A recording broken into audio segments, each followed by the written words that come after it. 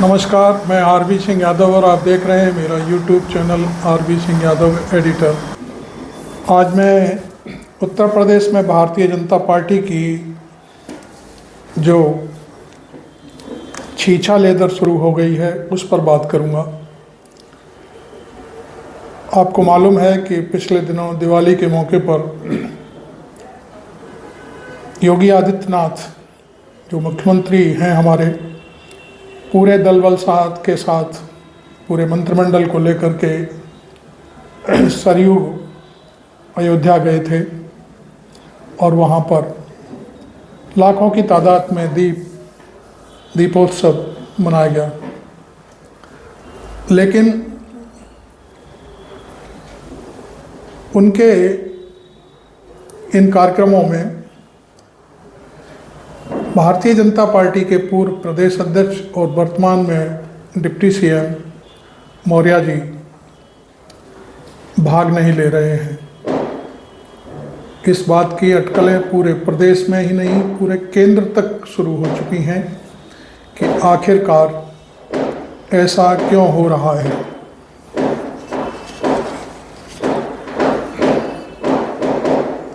मौर्य जी सरकार के कार्यक्रमों में भाग क्यों नहीं ले रहे हैं? तो शायद उनका दर्द एक बार फिर छलक कर सामने आया है।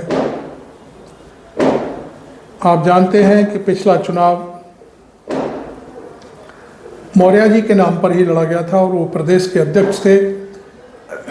भाजपा के संगठन की कमान उनके हाथ में थी और उनको ये अंदाज़ा था कि मैं सीएम अब बन जाऊंगा। लेकिन अचानक से गोरखपुर के मठ से एक सितारा चमका और उस सितारे का नाम योगी आदित्यनाथ। सीधे चलकर लखनऊ और शपथ ग्रहण हो गया। तब भी मौर्य जी पूरे कोप भवन में जाकर बैठ गए, लेकिन पार्टी ने उनको मनाया, हाई लेवल से मनाया गया और कहा गया कि आप चिंता न करें, अभी आप लंबी दूरी के रेस के घोड़े हैं, आप चिंता न करें, आपको बहुत कुछ मिलने वाला है। तो इस मनामनी के चक्कर में वो उस समय तो मान गए थे, लेकिन एक बार फिर अब जो वर्तमान हालात हैं उसको लेकर फिर चर्चाएं शुरू हो गई हैं। मैं आपको बता दूं, खींचतान तो योगी आदित्यनाथ, प्रधानमंत्री मोदी और अमित शाह के बीच बहुत पहले से चल रही है। मैं घोसी की जो सीट थी अभी विधानसभा की, उसको लेकर के मैं जिक्र करूंगा थोड़ा सा। उस समय उससे पहले ओम प्रकाश राजभर को बिना योगी आदित्यनाथ के पूछे ही पार्टी में एनडीए के रूप में एक सहयोगी के रूप में शामिल किया गया था और शायद उनको कहा गया था कि वो पिछड़ों के नेता के रूप में शायद डिप्टी सीएम बना दिए जाएंगे। हालांकि उन्होंने पूरी पुरजोर कोशिश करी कि घोसी का चुनाव बीजेपी जीत जाए और वहाँ पर कई दर्जन मंत्री,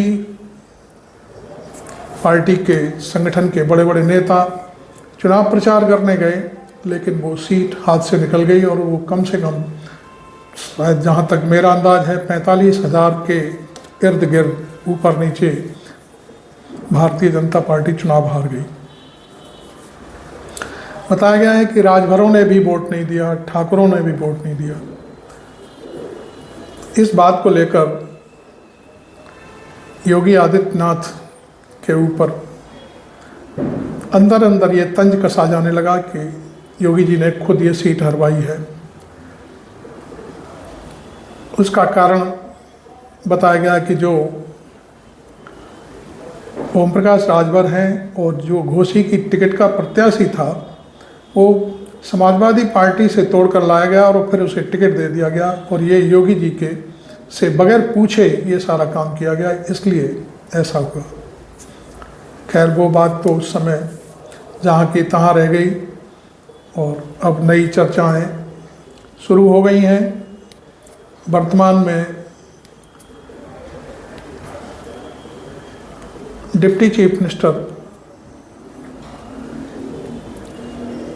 योगी आदित्यनाथ के किसी भी कार्यक्रम में नहीं जा रहे हैं। आप जानते हैं कि एक डिप्टी सीएम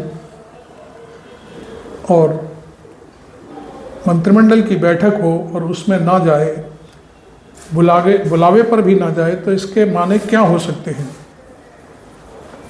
इसके अंदर की बात जो राजनीतिक हलकों में हमको सुनाई देती है वो ये है कि डिप्टी सीएम को पहले भी मनाया था, केंद्र की तरफ से मनाया गया था।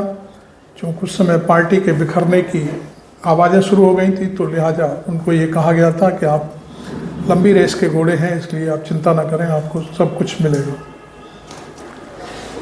तो उस समय वो चुप हो गए, लेकिन अब फिर ऊपर से ही ये शुरुआत हुई है और उनको इशारा किया गया है कि आप योगी आदित्यनाथ के पर काटने के लिए उनसे दूरी बनाकर चलें। और इसी के चलते शायद ऐसा किया जा रहा है, क्योंकि भारतीय जनता पार्टी और नरेंद्र मोदी, अमित शाह सहित ये जानने लगे हैं कि अगला लोकसभा चुनाव 2024 का है। उसमें वर्तमान में 65 या 64 के आसपास सीटें हैं भाजपा के पास, और अब की बार योगी शायद इस मामले में गच्चा दे सकते हैं। और दूसरा, यदि ऐसा हुआ तो प्रधानमंत्री के लिए अगली बार सरकार बनाना और पीएम बनना टेढ़ी खीर साबित हो जाएगी। हालांकि ये भी कहा जा रहा है कि यदि नरेंद्र मोदी नहीं तो कोई और सही। ये सारी बातें आरएसएस का जो ऑर्गेनाइजर है, पेपर है स्वयंसेवक संघ का, उसमें समय समय पर छपती रहती हैं। एक रिपोर्ट ये भी छपी थी कि अब मोदी के नाम पर जनता को ज़्यादा देर तक गुमराह नहीं किया जा सकता और वोट मिलना मुश्किल है। तो इसके लिए भी ऐसा समझ में आ रहा है कि कहीं ये भी एक व्यवस्था हो कि योगी आदित्यनाथ इस समय प्रदेश में चमकते हुए नेता हैं और हिंदुत्व के पैमाने पर पूरी तरह से खरे उतरते हैं। भारतीय जनता पार्टी और आरएसएस आप जानते हैं हिंदुत्व की ही के बल पर ही अपनी पहचान बनाए हुए हैं, उसका विकास से और किसी और चीज़ से कोई लेना देना नहीं है। तो हिंदुत्व का एक चेहरा आरएसएस को चाहिए और वो योगी आदित्यनाथ हो सकते हैं। अब योगी ने अपना चेहरा कैसे प्रस्तुत किया है, ये बात हम आपको अब बताते हैं। योगी ने या योगी की रिजिम में 3 मुस्लिम नेताओं पर हमला किया गया। उनमें एक तो ढेर हो गए, दूसरे अंसारी साहब जेल में हैं और तीसरे नेता आजम खान वो भी जेल में है। अब आजम खान को एक बगल कर दिया जाए तो 2 लोगों पर तो हमेशा से ज़बरदस्त आरोप लगते रहे हैं कि वो अपराधी किस्म के थे। मान भी लिया जाए, शायद अदालत ने कुछ मान भी लिया होगा तभी वो जेल में हैं।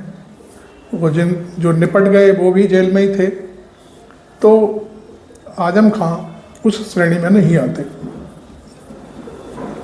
इसको लेकर जो योगी ने कदम उठाए उसको लेकर आरएसएस और भाजपा का जो अंतर्मन का वोट है वो काफ़ी खुश है, क्योंकि वो योगी एक फायर ब्रांड नेता के रूप में आरएसएस में अपना कद बना चुके हैं।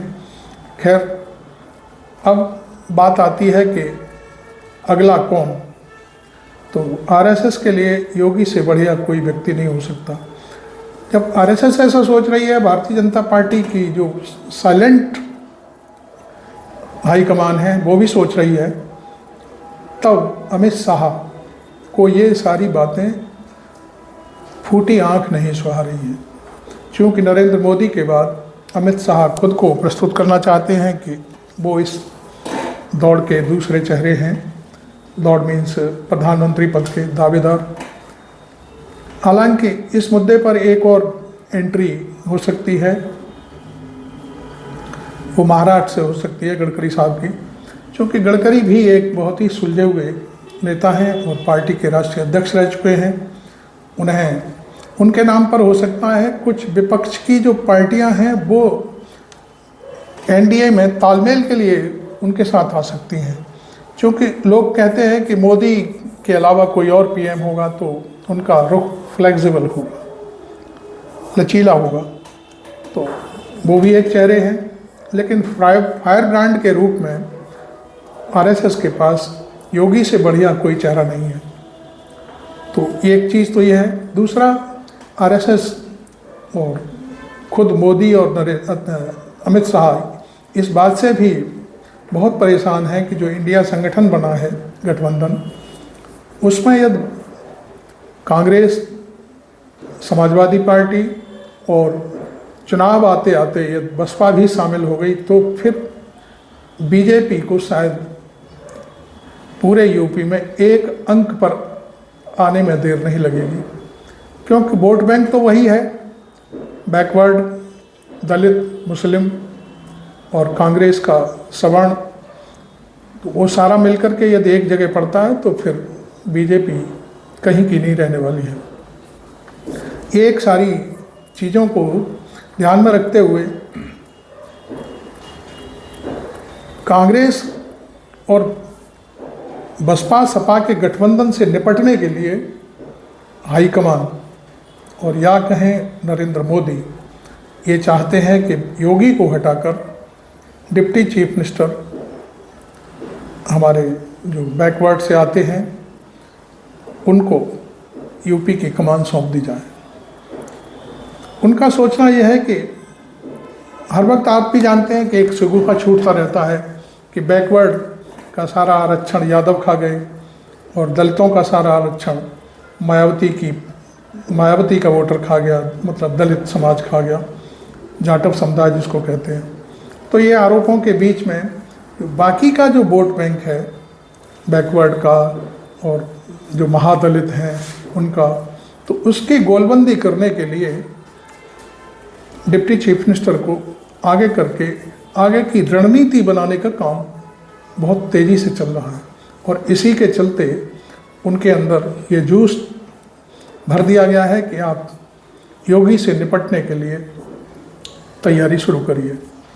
क्योंकि पिछले दौर में आपने देखा होगा कि डिप्टी चीफ मिनिस्टर साहब को कुर्सी भी नहीं मिली थी और स्टूल पर बैठने के लिए उन्हें मजबूर होना पड़ा था, तब लोग उनको स्टूल मंत्री कहने लगे थे। तो ये सारी चीज़ें ध्यान में रखकर नरेंद्र मोदी और अमित शाह पूरा काम कर रहे हैं कि योगी से कैसे निपटा जाए। हालांकि आप जानते हैं कि आरएसएस या भारतीय जनता पार्टी किसी को भी कुछ भी करने से कोई कभी गुरेज नहीं करती। आपको मालूम है 1995 में जब मायावती पर समाजवादी पार्टी का एक तरह से ये कहो हमला हुआ था या जो कुछ भी हुआ था, जो गेस्ट हाउस में जो कुछ भी हुआ था, उसको लेकर के जब उन्होंने समर्थन वापस लिया तो आरएसएस ने खुला कह दिया था मायावती को चीफ मिनिस्टर बना दो, और मायावती चीफ मिनिस्टर बना दी गई। तो आरएसएस, मैं समझता हूँ, कोई भी दाव खेलने से पीछे नहीं हट सकती। उसका एक ही सूत्रपात होता है कि सामने वाली पार्टी जो उसकी विरोधी है उसे किसी भी तरह से नेस्त नाबूद कर दिया जाए। यूपी में आप जानते हैं समाजवादी पार्टी उसकी दुर्विरोधी है और इसके लिए वो कुछ भी और कहीं तक भी जा सकते हैं। केंद्र में कांग्रेस उसकी दुर्विरोधी है, इसी के चलते वो केंद्र में भी कोई भी उलटफेर कर सकते हैं। और मैं समझता हूँ किसी भी नेता के अंदर इतनी दम नहीं है भारतीय जनता पार्टी में जो आरएसएस के और भारतीय जनता पार्टी की उच्च थिंकिंग वाली राजनीति को चुनौती दे सके। वो राजनीति वहाँ जरूर करते हैं, लेकिन दब्बू बनकर करते हैं। किसी के अंदर, किसी भी दलित नेता के, किसी भी पिछड़े नेता के अंदर ये दम नहीं है कि वहाँ पर कोई अपना मुखर विरोध कर सके। जैसे आप देखते होंगे कांग्रेस में हर इंसान अपने अपने तरीके से बात कर लेता है। अजय राय ने सीधा अभी कुछ दिन पहले अखिलेश यादव से पंगा ले लिया। मध्य प्रदेश में कमलनाथ ने अखिलेश वखिलेश कह दिया। तो ये वहाँ पर इस तरह की चीज़ें चलती रहती हैं। लेकिन भारतीय जनता पार्टी में कोई व्यक्ति मोदी को मोदी फोदी नहीं कह सकता। जिस दिन ऐसा कहना शुरू हो जाएगा उस दिन उसका पत्ता साफ हो जाएगा। आपको मालूम है बहुत सारी चीज़ें ऐसी रही हैं जो आज लोग हाशिए पर हैं, या एक जो मंडल बनाया हुआ है, क्या कहते हैं उसको, मार्गदर्शक मंडल, उसमें भेज दिया जाता है। तो कहना चाहिए कि भारतीय जनता पार्टी उत्तर प्रदेश में इस समय बहुत ही गजब की दुविधा में है, और इस दुविधा से वो कैसे निपटेगी ये वक्त बताएगा। आप देख रहे थे मेरा YouTube channel RB Singh Yadav. आप मेरे चैनल को सब्सक्राइब करना ना भूलें, और इस वीडियो को शेयर भी करें और लाइक करना भी ना भूलें। और यदि मेरे एनालिसिस में कोई दम है तो कमेंट भी करें, चाहे अच्छा करें या बुरा करें। Thank you very much.